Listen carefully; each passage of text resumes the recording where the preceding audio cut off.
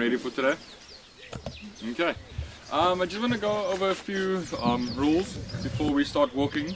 If we get into a very serious encounter, please don't run. It's a very important rule, do not run.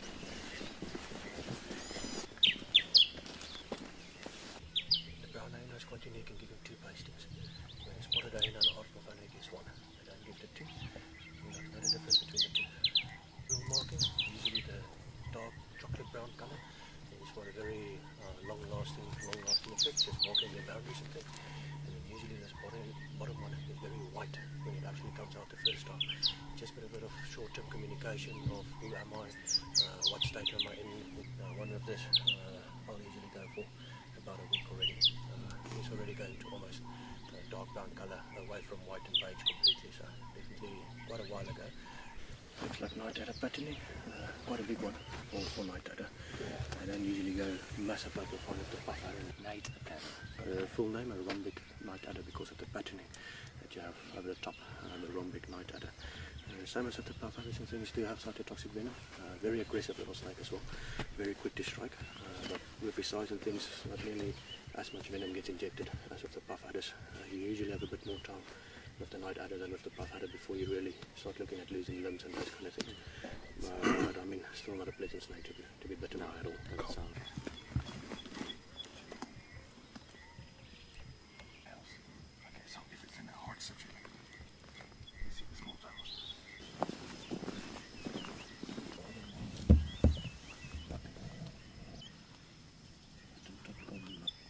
Everybody's still staying hydrated. No, it's not very hot, not a lot of water needed.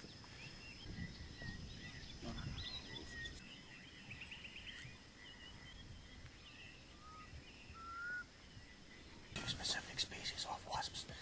A way to usually be able to see whether it's the wasps or that should give you the idea that it's wasp and not termites or ants is the way that it's built.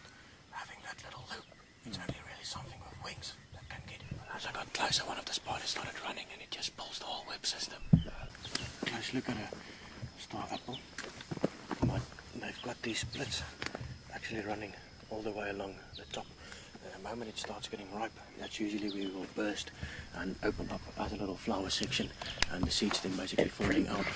Now with a jackal, it's also why they only go for the yellow ones, obviously being a lot softer, and if they actually put it in the jaws and they start biting, it literally just splits on those seams and opens up, and it seems like they, from what we can see here as well, and also in their dung, they go a lot more for the seeds than the actual fruit itself. So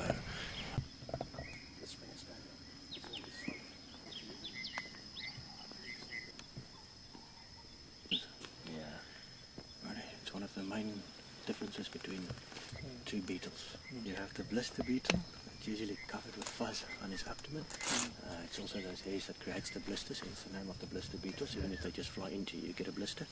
And then you get the CMR beetle. It's the same setup as what we discussed with the egg eater and the night adder. It's a non-dangerous animal that's giving the impression of being something dangerous, like the blister beetle. Having that bright orange color, they're usually yellow, is the ones that I mainly find, but they range from yellow to orange to red.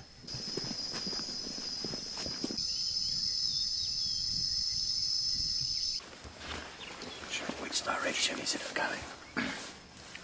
That's definitely a lot of work coming through. I mean, we've got a direct replica of what we can see over there. Once again, narrow front and a wide back. Anyone see that? You can tell by that. Awesome.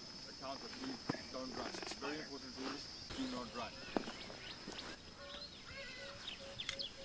That's the dead giveaway with this track. The main difference between them is usually the angle of the toe and the size. Oh, it makes a nice K with the track. Going from the back toe.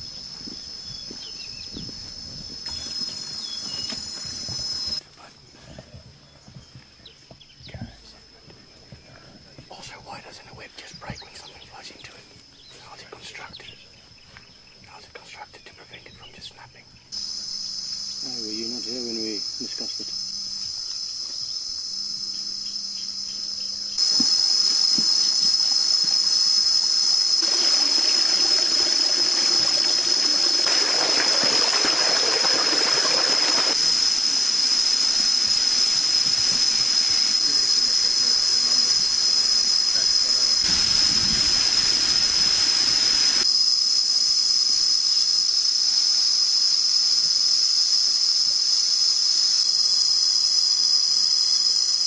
op die mees waterkant verpak.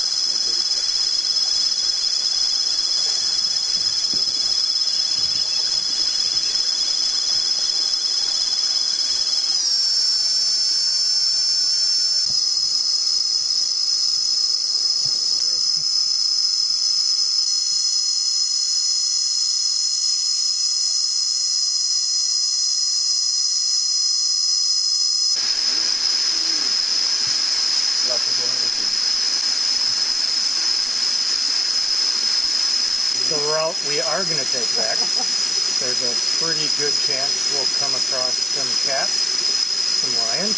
That's at least the last that we've been notified on the radio that they're still around there. But that is the area we're going to be going through. Amazing. Absolutely ridiculous. I mean, all guides get their own specialities as time goes on that they specialize in. Myself, for instance, tracks and birds are the two main components that I tend to focus on. Flexible and soft. I think it's once again more display and actually trying to pull things and thinking that it might actually be burning.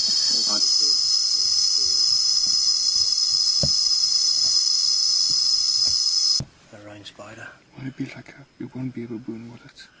Because that's It's a not little bit thick. impossible to be a baboon spider. The thing is just with baboon spiders, especially leg-wise, tends to be a lot more robust. Where rain spider always has very elegant little legs for me for the size spider that you're dealing with. And this doesn't look like the bulky legs of the baboon spiders that I'm used to.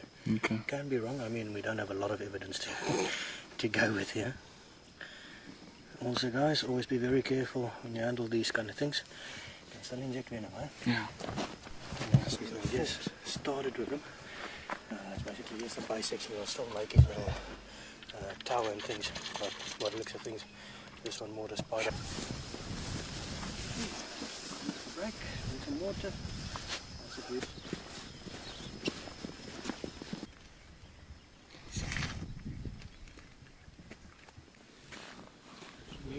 Very wispy. There's the line at the tail. I have to see the tail line there. Where's the rest of them? Oh yeah, that's also true. That can be maybe a foot. 1, 2, 3, 4, 5.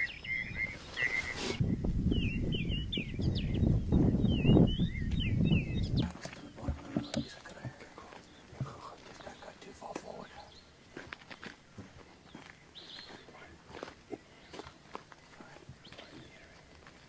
Yeah, I mean, we've been walking over the female structure.